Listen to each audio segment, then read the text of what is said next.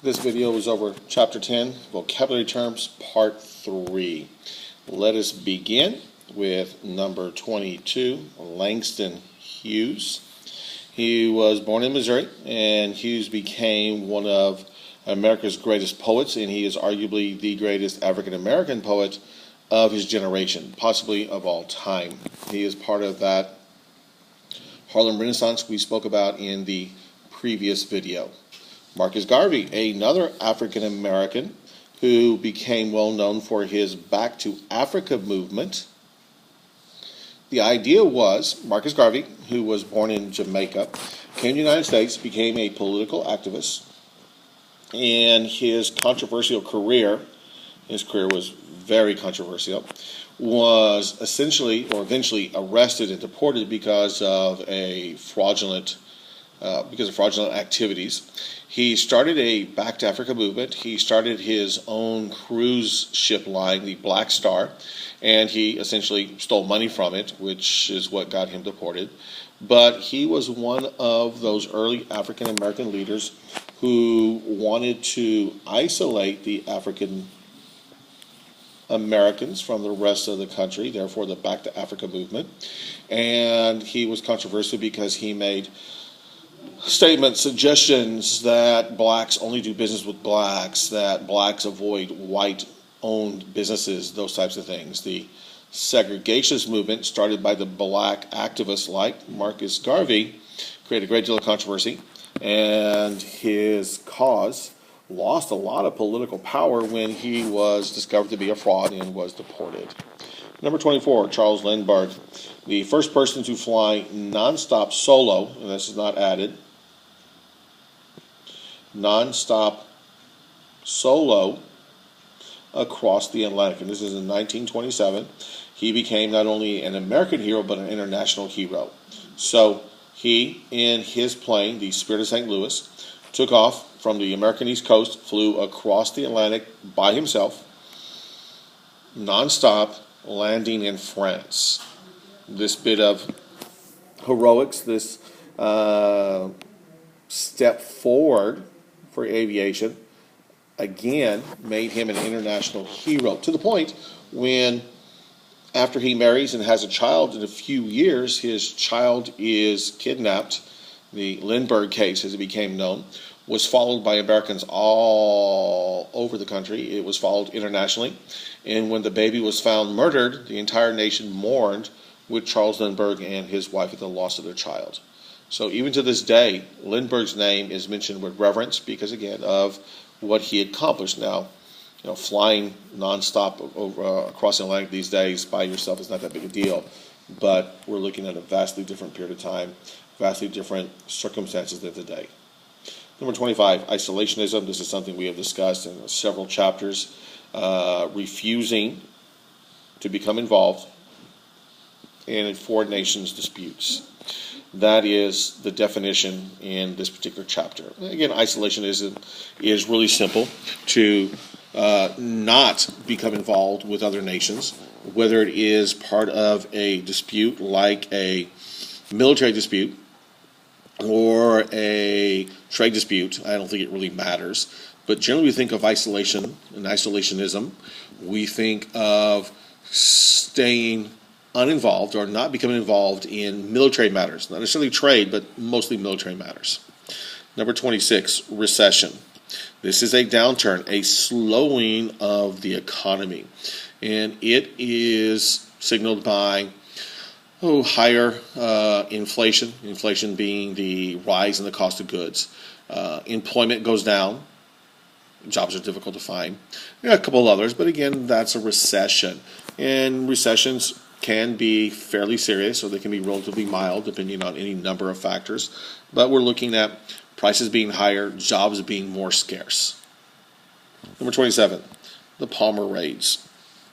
Attorney General A. Mitchell Palmer, he was the Attorney General of the United States of America, started these raids because of a number of bombings, a number of mail bombs that were mailed out, including to himself, to round up suspected radicals.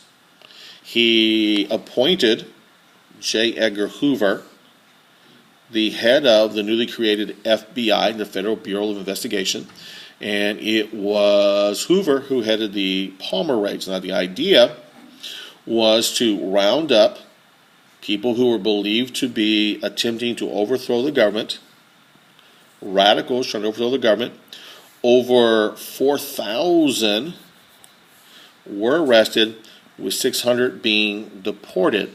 So, Mitchell Palmer, who was the Attorney General, picked J. Edgar Hoover to lead a brand new government agency, the Federal Bureau of Investigation, the FBI. The idea behind the Palmer raids was to round up suspected terrorists, suspected anarchists, suspected radicals, and 4,000 plus were arrested. 600 of them were deported. This was after a series of bombings, including one aimed at Mitchell Palmer's home, a number of bombings which did injure a number of people and caused a lot of damage. This is nothing new, again, for the last several years of the period of time we're looking at, because of the Red Scare, because of the fear of anarchists and radicals, communists from Eastern European countries, from Russia. There was a fear that these individuals would attempt to destroy America, and this is one of the actions taken to stop that. All right, let us move to the next slide. Number 29, Sacco and Vanzetti. These two individuals right here, and here are their full names. Those two individuals right there, Sacco and Vanzetti, were arrested, tried, and convicted, and executed for murder in a botched robbery. Now, a little bit of background. These two men were relatively recent Italian immigrants who were quite radical. They were anarchists. They didn't really believe in government, which of course goes against what we believe as stated in the Declaration and the Constitution. After they were arrested, tried, convicted, and executed for murder, many people believe that the pair was innocent and thought that they were executed due to their political views, their political beliefs. Now, whether this is true or not, I have no idea. I'm not going to lie to you. I have no clue. Were they arrested because they were recent immigrants? Were they tried, convicted, and executed because of their political views? I don't know. Many people believe that they were executed for their political beliefs, their political views, anarchy. I don't know. But if they were tried, convicted, and executed for the political views, they were a pair of victims of the Red Scare because of the growing concern for foreigners, which takes us to number 30, nativism, a dislike of foreigners. Why? Because, again, many of them associated foreigners, Sacco and Vanzetti, for example, to be dangerous, to be anti-American. And so nativism, which is nothing new, we've had people who were nativists for many, many years. You can go back to the Chinese Exclusion Act of the 1880s, for example. You can go back even further than that, but that's one that we covered not too long ago. Most of the other ones are laws that were covered in years that we do not cover in this particular year, in this particular book. But that one is one that we have discussed. Nativism was quite strong at that period of time. The Chinese Exclusion Act limited the number of Chinese who can come into America. Why? A distrust, a dislike of foreigners, a fear of them taking our jobs, corrupting America, attempting to overthrow America. Now, again, the Chinese were not attempting to overthrow America, but people like Sacco and Vanzetti, they were trying to overthrow, to change America, fundamentally change America. And so many people today believe that that's why they were executed, because of their political views. Well, let's go to number 31, the Klan, the KKK, the Ku Klux Klan. Oh, God, they suck. Some of the biggest scum you'll find collectively. Found generally in the South, and this S should be capitalized, okay? This group was founded toward the end of the Civil War, right after the Civil War ended. It was founded by members of the Democrat Party, members of the Confederacy, Southerners who believed that blacks were inferior, and therefore they believed in the superiority of whites. For a number of years, the Klan ran roughshod over blacks and supporters of blacks and the rights of the blacks, the 13th, 14th, and 15th Amendments, for example, lynching, murdering by hanging, beating, and other forms of intimidation to force them to do what the Klan wanted. Now, due to the rise of the fear of communism, the Red Scare in the 1920s, the Klan, sadly, rose as well. Why? Because the Klan preached American values, preached Christianity, preached white superiority. Now again, this is garbage. There really is no such thing as a genetically superior race or ethnic group. That's just stupid. But many people found that their views, their religious views, their political views were being challenged by people like Sacco and Vanzetti, by the Scopes Monkey trial, and others that we will discuss. And so therefore, they reached out to someone and say, hey, I understand your pain. I understand what you're feeling. Join us and we will protect you.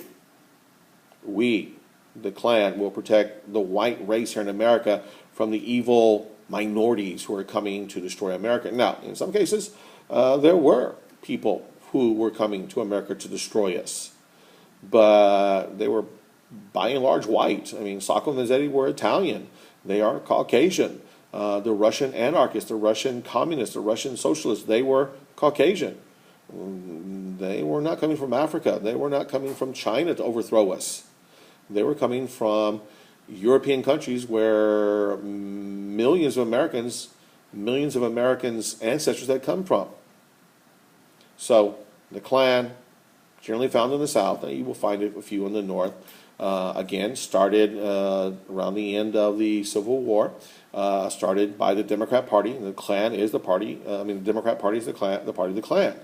Up until relatively recently. Today, generally speaking, if you're a Southern Democrat, then you're a racist. We talked about in class the other day, Woodrow Wilson, Democrat president, third progressive president, first Democrat progressive president during World War I. He was a racist. All Democrats from the South were, and many of the Northern Democrats were racist in the 19-teens, 1920s. It's just the way it was. And so the Democrat Party, which dominated the South from about 1877, when the Reconstruction period ends, when this book begins, up until relatively recently, in fact, in some parts of the South, like the Rio Grande Valley, Democrats still dominate. That is where you find the Klan. Okay, let's go to number 32, the Washington Naval Conference. This is an international summit, which is sponsored by the United States. President Warren G. Harding, proposed and supported the reduction of arms. Arms, of course, being weapons. So the Washington Naval Conference was an attempt to bring about an international consensus, a consensus amongst the industrial powers of the time, the United States, England, France, Russia, for example, to bring about a reduction of arms to eliminate the possibility of another world war or another conflict that would then develop into a world war, just as we had seen recently. The World Court. And it is still around to this day in one form or another. This was an attempt to bring the nations together. Again, I don't know why there's an apostrophe S there. There really shouldn't. Sorry about that. I guess I did not proofread this enough when I copied and pasted it. I'm sorry. Anyway, attempt to bring nations together in order to solve legal disputes, and it is still around to this day. I don't think it's overly effective, personally, but let us say that there is, again, a trade dispute, a boundary dispute, an American citizen commits a crime in France and then comes back to America. Then France could go to the World Court and attempt to have that individual extradited to France to stand trial, to face the charges that he is accused of. Again, it sounds like it has some merit, and it probably did have some value, and maybe still does to this day. Unfortunately, today, a lot you hear about the World Court is about charging American generals and American presidents like George W. Bush with war crimes. I don't really think that is a bright idea or a good idea, but that is kind of what you hear mostly about the World Court or from the World Court today. But again, the general idea was to have an international gathering. Okay, nations would band together, and there would be really essentially a court, and this would attempt to solve legal problems again before they become somewhat violent. And then finally, our last one on this page, the Model T. Introduced in 1905, this was a Ford, and this was the most popular car, maybe of all time. But Henry Ford in the 1920s made millions of them. It was the first mass-produced car, and it definitely was the most popular car of the time. And in 1924, you could buy a brand new Model T, top of the line, the best car probably made in the world, for $300. This is due to the Ford plants in mass producing these cars using the techniques that we described and we discussed in the previous video. Let's move on to our next slide, and this will be the last slide we will cover in this video. We'll finish up the vocabulary terms in a fourth video. Number 35, Glenn Curtiss. In 1908, he introduced the world's first seaplane capable of taking off and landing. No, taking off is not mentioned here, but landing on land as well as water. I'm sure you've seen pictures, movies of seaplanes that can do this. They have attached to the wheels or around the wheels pontoons, which allows them to land on water, and then there are the wheels that stick out a little bit below the pontoon so they can take off and land on land. So Glenn Curtiss is well revered, well remembered in the aviation community because of his contributions with the seaplane. Now again, this creates all kinds of possibilities that did not exist before. You can land on any body of water that gave you enough space to take off and land from. You need a certain amount of space to land, because once you make contact with the water, you got to slow down, and it may take a few hundred yards to do so. And it has to be significantly sized. I mean, it's not like you can take off and land in an irrigation ditch or a canal. But again, it allowed us to get to areas where we had not been able to get to before using planes because of a lack of a landing field. And so now using a lake, a river, even the ocean, allowed us to get to and from these places, which of course has all kinds of possibilities. Number 36, the assembly line. I mentioned this previously. I'm going to go into a little more detail right now. Henry Ford used the first electric conveyor belts, which would take the product from station to station. Again, with Henry Ford, we're talking about automobiles, but this could be used in pretty much any good, any item. And so the car would be taken from station to station. As opposed to me, the worker, going from car to car, the car would come to me, and I would then do what I do. Maybe I install the seat belt on the steering wheel, or I put on the tires, or I put in the back seat or the windshield. It doesn't really matter what my job is. But the car comes to me on a conveyor belt. It stops at my station, and there is a distance between my station and the next guy's station. And it comes from the first guy's station, comes to my station, then goes to a third station. Once it gets to my station, the conveyor belt stops, and then I do my job on my car. The first station does its job. That car comes to me, I do my job. It goes to the next station, that guy does his job. And because of the fact that we are doing the same thing again and again and again, we get very good at it. We get very fast at it.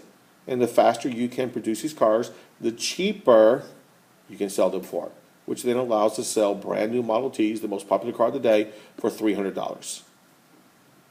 So the assembly line, interchangeable parts, division of labor, this all allowed Ford and then others after him to produce in large quantities goods, well-made goods that can be sold for very low prices. Now, what you could not afford to buy with cash, you can now start to buy on credit. This is something that really got started in the 1920s and spread quite a bit. The buyer, again, let's just say I want to buy a car. I would make a small down payment. And let's just say, again, we're going to look at a Model T, 1924, $300. And so I make a small down payment, just go with $30, 10%. So I make a small down payment on a good, in this case, a car, and then I'll pay off the rest in monthly installments. This spread to all areas where you can now buy a car, making monthly payments. You can now buy a refrigerator, a washing machine, a vacuum cleaner, and all of, and there's so many, all of the labor-saving, time-saving, entertainment inventions that popped up in the late 19-teens and the 1920s, and all the way through today. Pretty much any big-ticket item that you buy today, you're going to buy on credit. You want to buy a car, you go to Ford, you go to Chrysler, whatever car company you're going to buy it from. You sit down, you're going to buy it for $20,000, you give a down payment, and you drive away and you pay monthly until the value of the car, and interest of course, is paid off. And that's how we buy pretty much all big ticket items: cars, refrigerators, vacuum cleaners, any and all things. Number 38, speculation. This takes us, of course, to one of the reasons why the stock market collapsed. It is the purchase of an item not for personal use. And this is the key here. Not for personal use, but with the hope of selling it at a higher price. And so here I am. I buy a car. Okay. I buy a used car, I fix it up a little bit, I never intend to use it, I intend to sell it at a higher price. So I buy a car, I fix it up, maybe put new tires on it, whatever the case may be, and I turn around and sell it. There's all kinds of shows on TV about flipping houses, flip this house, or love it or leave it. Any number of shows that I'm sure some of you have seen where people will buy a home. They'll spend a few thousand, 10,000, depending on whatever needs to be done. They'll fix the home up and they'll turn around and sell it at a profit. So I buy a house for $100,000. I spend $30,000 fixing it up, painting it, replacing the roof, putting in a new porch, landscape it, whatever. And so I paid $100,000 for it. I spent, again, let's use the number $50,000 to fix it up. That's $150,000 that I put into it. I sell it for $200,000. I make $50,000 profit. Now, where we get into problems, where we get to have a problem with speculation, is the fact that this was done with the stock market. I buy a stock, I hold on to it for a short time, waiting for the stock to go in value, then I sell it, making a profit. Now, that in and of itself is not a bad idea, and millions of people have done that and been very successful. The problem is that I often borrow the money for the initial purchase. That's called buying on margin. We'll get to that later. So I borrow money from a bank, let's say $10,000. I buy $10,000 worth of stock. I never really intend to keep it. I wait till the price goes up $1 or so. I turn around and sell it. Boom, I made $4,000 or $5,000 profit. I pay back the bank. What I have left over is pure profit. That's speculation, and that's what helps lead to the crash of the stock market, which we'll get to a little bit later on. We got two more, and we'll finish up this video. William Jennings Bryan, we have discussed him numerous times. In fact, I mentioned him the last video, talking about the Scopes monkey trial. He was the special prosecutor. He volunteered to prosecute William Scopes. Scopes was arrested for breaking Tennessee law. He taught evolution. That was against the law in Tennessee at the time. By the way, we're still having that debate today. Evolutionism versus creationism. We're still having that debate. Anyway, Clarence Darrow defended Scopes. William Jennings Bryan prosecuted Scopes. The trial ended with Scopes being found guilty, fined a minimal amount, $100 I believe. He never paid it, and the verdict was overturned years later. The trial itself, the Scopes monkey trial, was not so much about John T. Scopes, because no one cares about him. It was, again, evolutionism versus creationism. That's what the trial became about. William Jennings Bryan was a 4-time presidential candidate. He was a member of Congress. He had been Attorney General under Woodrow Wilson for a period of time. I'm sorry, not Attorney General, forgive me, Secretary of State. And he had a long, distinguished career. He was also one of the leading authorities on the Bible. He had committed large amounts of the Bible to memory. And so as the prosecutor, he was fighting on, in his mind, the side of Christianity. Clarence Darrow was fighting on the side of evolutionism. And finally, our last one for this video, Charles Davenport, a proponent, a person who favors eugenics, and we talked about eugenics in the last video. He thought that by preventing mentally ill people from having children, it would prevent mental illness from ever occurring again. I don't think that's really how it works. In fact, I know it's not how it works.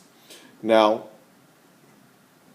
in horses, in dogs, and in most animals, you can breed bigger, stronger, faster, richer, prettier, won't forget richer, but prettier animals. And, theoretically, it works in humans. You have a 6'5" man who marries a 6'3" woman, more than likely they're going to have taller children.